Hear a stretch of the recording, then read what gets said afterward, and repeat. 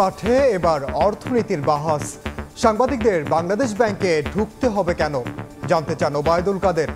সরকারের চুরি লুকাতে এ বাধা অভিযোগ বিএনপি। বাংলাদেশ ব্যাংকে সাংবাদিক কেন ঢুকতে দেন না?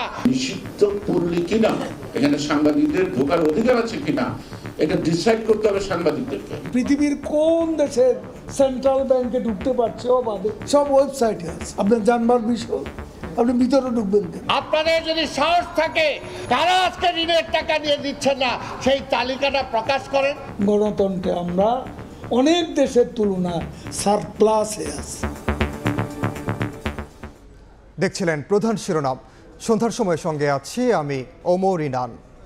এবার অন্যান্য শীর্ষ সংবাদ।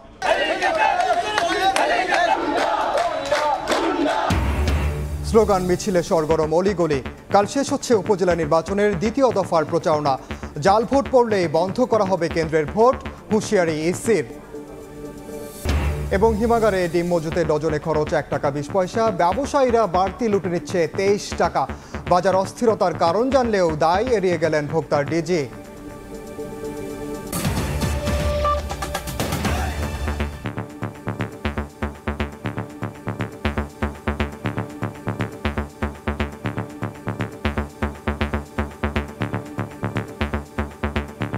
অন্য প্রসঙ্গ, বাংলাদেশ ব্যাংকে সাংবাদিক ঢুকতে হবে কেন এমন প্রশ্ন রেখে আওয়ামী লীগের সাধারণ সম্পাদক ওবায়দুল কাদের জানান, বাংলাদেশ ব্যাংকের সব তথ্য ওয়েবসাইটেই থাকে। সকালে ধানমন্ডিতে সংবাদ সম্মেলনে তিনি দাবি করেন, বহু দেশের তুলনায় বাংলাদেশের গণতন্ত্র এখন অনেক বেশি শক্তিশালী। 2 বছর ধরে ডলার সংকটে বাংলাদেশ কোনোভাবেই লাগাম ধরে রাখা যাচ্ছে না মূল্যস্ফীতির। বলা হয়ে থাকে বাংলাদেশের মতো একটি দেশে 3 মাসের আমদানি ব্যয় সামাল দিতে অন্তত 15 বিলিয়ন মার্কিন ডলার রিজার্ভ থাকা উচিত। কিন্তু গণমাধ্যমের সংবাদ বলছে এই মুহূর্তে বাংলাদেশের রিজার্ভ 13 বিলিয়নের সামান্য কিছু বেশি। কেন্দ্রীয় ব্যাংকের রিজার্ভ, ডলার সংকট আর মূল্যস্ফীতি সংবাদের শিরোনাম হচ্ছে মাঝে মাঝেই। আর এসব কারণেই গণমাধ্যমের উপর নাখোশ বাংলাদেশ ব্যাংক, যে কারণে কয়েক মাস থেকেই সাংবাদিক প্রবেশে অলিখিত কড়াকড়ি আরোপ করে দেশের কেন্দ্রীয় ব্যাংক। মূল্যস্ফীতি একটা ফ্যাক্টর। শনিবার সেই নিষেধাজ্ঞার পক্ষেই সাফাই গাইলেন সাধারণ সম্পাদক ওবায়দুল কাদের। ধানমন্ডিতে আয়োজিত সংবাদ সম্মেলনে তিনি বলেন, বিশ্বের কোনো দেশেই কেন্দ্রীয় ব্যাংকে গণমাধ্যম কর্মীরা ঢুকতে পারেন না। পৃথিবীর কোন দেশে সেন্ট্রাল ব্যাংকে ঢুকতে পারছে বাদে কোন দেশে? ভারতের সেন্ট্রাল ব্যাংকে কি, ফেডারেল ব্যাংকে কি ঢুকতে পারছে কেউ? কেন ঢুকবে? সব ওয়েবসাইটে আছে। আপনার জানবার বিষয়, আপনি ভিতরে ঢুকবেন কেন? গভর্নরকে জিজ্ঞেস করুন যে কি কারণে এটা এই পর্যায়ে আসলো।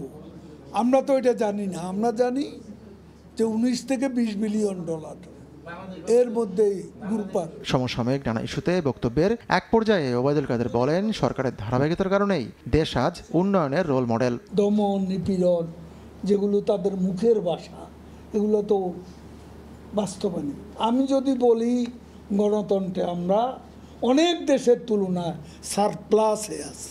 নিত্যপণ্যের দাম ওঠানামা করবে এমন দাবির পাশাপাশি ওবায়দুল কাদেরের মতে ডলারের মূল্য 7 টাকা বৃদ্ধিও খুবই স্বাভাবিক। এই 60 টাকা বৃদ্ধি করা হয়েছে, এটা অন্য কোনো উদ্দেশ্য নয়। এতে যে খুব একটা প্রভাব পড়বে তা নয়। হাতিকুর রহমান তামাল, সময় সংবাদ, ঢাকা। এদিকে ক্ষমতাসীনদের লুটপাট, চুরি আর দুর্নীতি আড়াল করতেই বাংলাদেশ ব্যাংকে সাংবাদিক প্রবেশে নিষেধাজ্ঞা দেওয়া হয়েছে বলে অভিযোগ করেছেন বিএনপি নেতারা। তারা বলছেন, সরকার দলীয় লোকেদের লুটপাটের কারণে দেশের অর্থনীতি বিপর্যয়ের মুখে।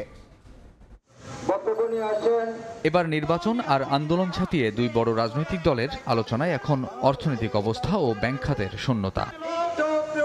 দেশের অর্থনীতির বেহাল অবস্থার জন্য বরাবরের মতোই ক্ষমতাসীনদের দায়ী করে আসছে বিএনপি। শনিবার জাতীয় প্রেস ক্লাবের সামনে অবস্থান কর্মসূচিতে বিএনপি চেয়ারপারসনের উপদেষ্টা আব্দুস সালাম বাংলাদেশ ব্যাংকে সাংবাদিকরা কেন ঢুকতে পারবে না সেই প্রশ্ন তুলে বলেন, ব্যাংকগুলো শেষ করে দেয়া হয়েছে।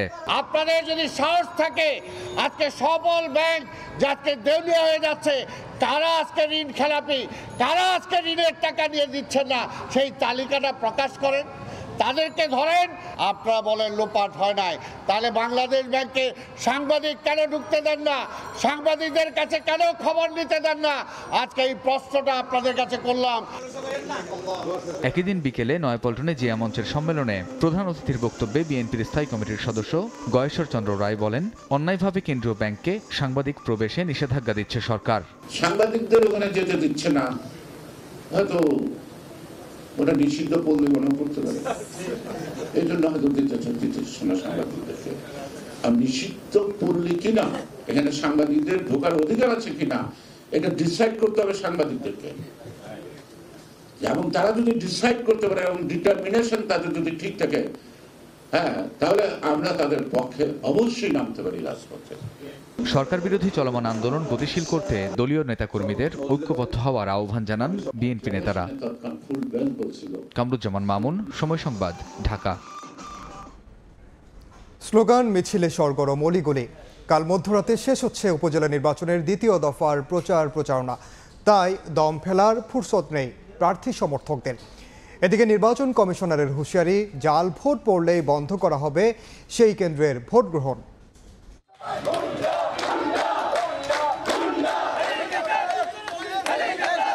আর মাত্র একদিন সুযোগ থাকছে গণসংযোগের। শেষ মুহূর্তে দম ফেলার ফুরসত নেই প্রার্থীদের। উপজেলা পরিষদ নির্বাচনের দ্বিতীয় ধাপে জমজমাট প্রচারণা। টঙ্গিবাড়ি মরুভূমি থেকে আবার সুজলা সফলা শ্যামলা টঙ্গিবাড়ি বাড়ানোর স্বার্থে টঙ্গিবাড়ির মানুষ কাজী ওয়াহিদকে কাপ্রিস মার্কায় ভোট দেবে। শিক্ষা এবং মাদক মুক্ত, সন্ত্রাস মুক্ত, দুর্নীতি মুক্ত মোহাম্মদপুর উপজেলাকে আমি গড়ে তুলব।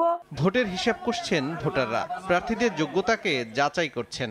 সৎ যোগ্য একজন ভালো লোক আমাদের টঙ্গিবাড়ি উপজেলা চেয়ারম্যান পদে আসুক। নতুন নেতৃত্ব চাই, যার কাছে জনগণ নিরাপদ থাকবে। শান্তিপূর্ণ ভোট গ্রহণের জন্য সব ধরনের ব্যবস্থা নেওয়া হয়েছে জানালো নির্বাচন কমিশন। কেন্দ্র দখল তো দূরের কথা, কেন্দ্রে যদি একটা ভোট পড়ে জাল, সেই কেন্দ্র বন্ধ হবে। আমরা মাইকিং করব, আমরা বিট পুলিশ, ওসি এবং বিভিন্ন এলাকায় মুভ করে তাদেরকে জনগণকে আশ্বস্ত করা হবে, আপনারা নির্বিঘ্নে আসেন ভোট কেন্দ্রে, আপনার নিজের প্রার্থীকে ভোট দেন। রোববার রাত 12টায় প্রচারণা শেষে 20 মে প্রতিটি কেন্দ্রে পৌঁছে যাবে নির্বাচনী সরঞ্জাম।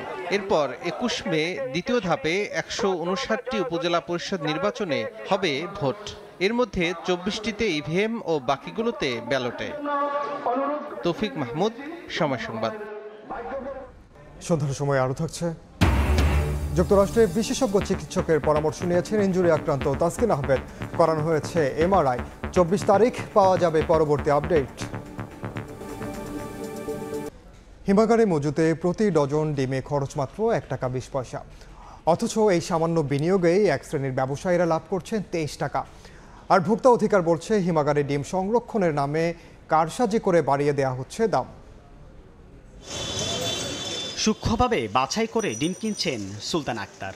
জানালেন 1 ডজন ডিম কিনতে তাকে গুনতে হচ্ছে 150 টাকা। 150 টাকা হয়ে গেছে, সবকিছু অনেক দাম। ক্রেতারা বলছেন মানা হচ্ছে না কৃষি বিপণন অধিদপ্তরের নির্ধারিত দাম। ডিমের বাজার তো ডিমের বাজার, এটা তো ব্যবসায়ীদের একটা সিন্ডিকেট। 1 লাখ ডিম 3 মাসের জন্য হিমাগারে রাখতে ব্যয় হয় 25 থেকে 30 হাজার টাকা। 1 লাখ ডিমের উপরে আসে 25 থেকে 30 হাজার টাকা। প্রান্তিক খামারিদের সংগঠনের দাবি, প্রতি হালি ডিম সংরক্ষণে 40 পয়সা ব্যয় করে বাড়তি আদায় করা হচ্ছে 8 টাকা। ডিমের দাম ওঠা নামার পিছনে সবচেয়ে বড় কারণ হচ্ছে ডিম ব্যবসায়ীদের সিন্ডিকেট। দেশে এখনো সেই মানের হিমাগার নেই দাবি করে ব্যবসায়ীদের এই উদ্যোগকে বাজার কারসাজির অংশ হিসেবে দেখছেন ভোক্তা ডিজি। এই ডিম রাখার মূল উদ্দেশ্য কিন্তু বাজারটাকে অস্থির করা। মালিক সমিতি বলছে হিমাগারে অযৌক্তিকভাবে অভিযান চালাচ্ছে জাতীয় ভোক্তা অধিকার সংরক্ষণ অধিদপ্তর। নীতিমালার আলোকে আমরা চাই কোলসেজ মালিকরা ডিম কোলসেজে রাখুক। ডিমের জন্য বিশেষায়িত হিমাগার গড়ে তুলতে সরকার দ্রুত উদ্যোগ না নিলে অসাধু ব্যবসায়ীদের তৎপরতা বাড়বে বলেও শঙ্কা সংগঠনটির। সাইফুল ইসলাম, সময় সংবাদ, ঢাকা।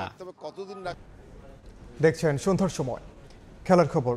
যুক্তরাষ্ট্রে পৌঁছে চিকিৎসকের শরণাপন্ন হয়েছেন পেসার তাসকিন আহমেদ।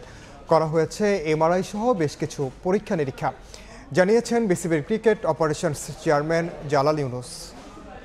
এইটারও আমাদের প্ল্যান ছিল, আমাদের এইটা নিয়ে 2-1টা প্ল্যান ছিল, খালি সময়ের অভাবে করা যায়নি। যদি আমাদের এই সিরিজটা যদি না থাকতো তাহলে হয়তো আমরা প্লেয়ারদের নিয়ে কাজ করতে পারতাম, কিন্তু যেহেতু তারা সিরিজের মধ্যে ছিল এই কাজটা করা হয়নি। যাই হোক, ওইভাবে হচ্ছে না। তাসকিনের সাথে আমাদের কথা হয়েছে, দেবাশিসও ছিল, তারা কালকে একটা ডক্টর দেখেছে তাকে। এখন দেখার পরে ডক্টর বোধহয় 24 তারিখে তার 2 সপ্তাহ হবে। এই 2 সপ্তাহের মধ্যে তার আপডেট কি আমরা আপনাদের 24 তারিখে জানাতে পারবো। এ পর্যায়ে শীর্ষ সংবাদ জানিয়ে দিচ্ছি আরেকবার। রাজনীতির মাঠে এবার অর্থনীতির বাহাস, সাংবাদিকদের বাংলাদেশ ব্যাংকে ঢুকতে হবে কেন জানতে চান ওবায়দুল কাদের। সরকারের চুরি লুকাতে বাধা অভিযোগ বিএনপির।